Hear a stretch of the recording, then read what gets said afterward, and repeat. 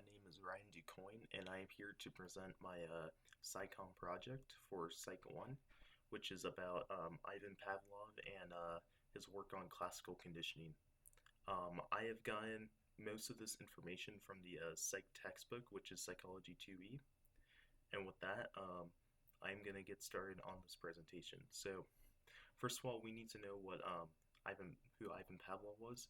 He was a Russian scientist in the early 20th century, and he made experiments dealing with dogs that worked on trying to get them to learn certain things, which is through classical conditioning.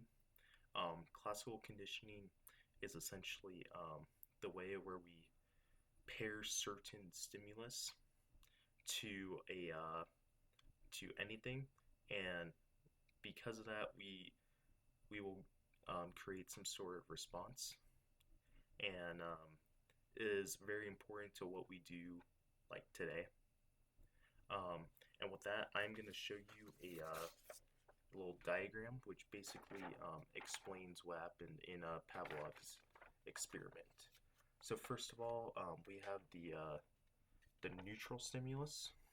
The neutral stimulus is basically a thing where we do not generate any response to at first. So for example, in Pavlov's experiment, when he used a dog, the dog does not generate any response to it. It just sits there. But if we pair it with dog food, then because the dog food has an unconditional response to the dog, which basically makes the dog salivate. So by pairing these, you get a conditioned stimulus where the dog salivates to the bell once dog food is being presented.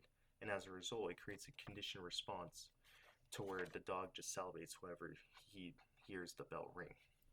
And this can turn into higher conditioning, which basically means we compare another stimulus in order to make the dog salivate. So it might salivate to like a pantry door, as shown in this diagram, which has the food in it. But we can also gather some other information through extinction and spontaneous recovery. Extinction is where if we stop giving the dog food, then the dog will not generate any response to the bell because it stopped associating the bell with the food.